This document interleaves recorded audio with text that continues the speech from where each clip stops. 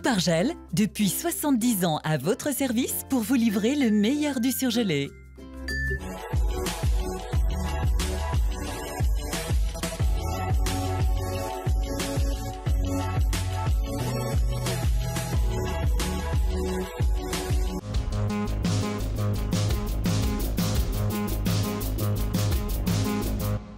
J-1 avant la journée d'action des Gilets jaunes. L'histoire d'un poilu à travers ses cartes postales du front.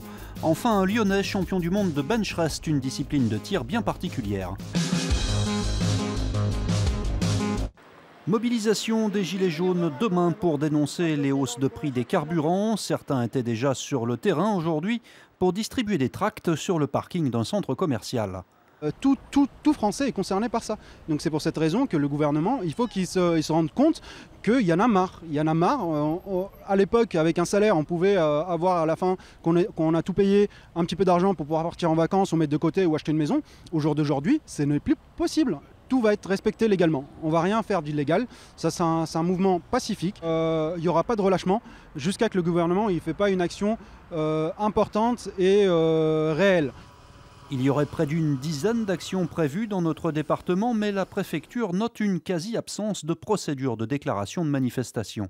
Il n'y a pas beaucoup de déclarations qui ont été déposées puisqu'il n'y en a eu qu'une à Givors. Toutes les autres correspondent à des messages sur Facebook, des groupes Facebook, mais rien de déclaré. Le message qu'on veut faire passer, c'est un appel à la responsabilité, à la prudence. Qu'ils sachent que, notamment s'ils souhaitent se rendre sur des axes routiers, autoroutiers, qu'ils ont des responsabilités. La responsabilité de laisser passer les personnes, les secours, les services de police. Le blocage n'est pas envisageable, en tout cas pas sur longue durée. Outre les actions en périphérie, Porte des Alpes ou à Civrieux-d'Azergues, notez qu'à Lyon, les Gilets jaunes prévoient un sit-in place Bellecour demain. Mon cher oncle, profitant d'un petit moment de repos, je m'empresse à tous de vous donner de mes bonnes nouvelles. Ces mots sont ceux du soldat Victor Lateltin, engagé durant la Première Guerre mondiale au sein du 157e régiment d'infanterie. Victor, c'est l'arrière-grand-père de Romain. Ce Lyonnais a retrouvé une centaine de cartes postales envoyées du front. Des cartes étonnamment bien conservées. Dans la famille Lateltin, on garde beaucoup de choses. Et en fait, il y en avait qui traînaient à droite, à gauche. Peut-être qu'on retrouvera encore des choses. Mais là, cette centaine de cartes a vraiment permis de pouvoir vraiment reconstituer quand même assez précisément le périple militaire. Une correspondance adressée à son oncle, sa femme et ses enfants qui durera 2 ans jusqu'à ce mois d'avril 2016 lorsque le soldat Lateltin décédera sur le champ de bataille près de Verdun. La dernière carte qu'il écrit à son oncle, en gros, il lui dit aussi qu'on ne sait pas si on pourra en sortir ces eaux-de-là. Et surtout, il dit n'en parlez pas à Célestine.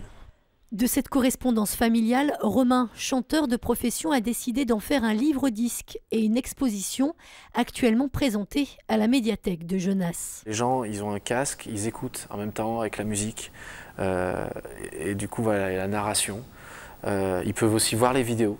Voilà. Donc là, on a vraiment voulu faire quelque chose de très global pour que ça puisse vivre dans n'importe quel lieu, quoi. Y compris sur scène, où Romain se produit régulièrement. Une histoire bien plus que familiale finalement, celle de la France de 14-18. J'ai placé le cocon dans l'eau bouillante, je l'ai accroché sur la bobine qui est là, le dévidoir.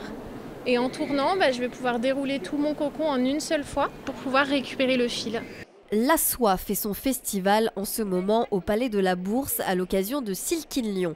Un événement pour tout savoir sur ce tissu aussi cher à la capitale des Gaules qu'à la ville chinoise d'Hangzhou, invité d'honneur. La soie, c'est une matière qui a relié les peuples au travers des siècles et on voulait recréer ce lien qui permet de faire des échanges entre industriels, des échanges culturels et on enrichit aussi les savoir-faire en partageant.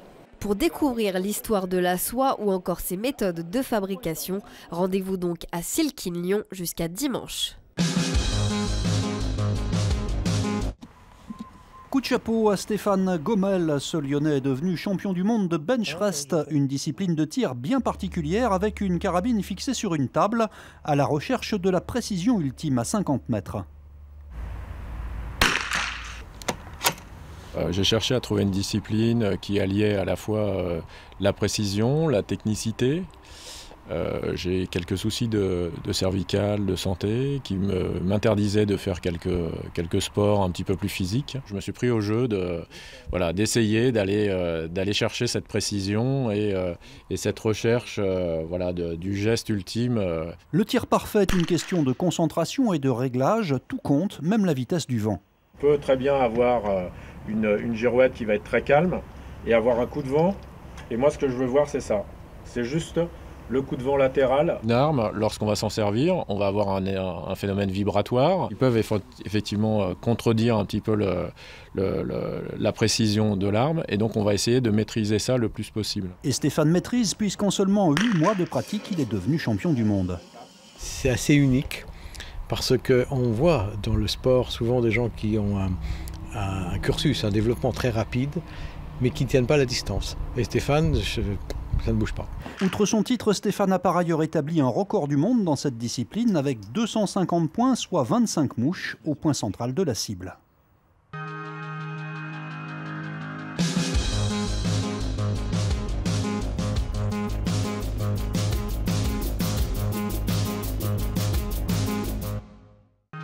L'info continue sur TLM.tv, les réseaux sociaux et le fil info.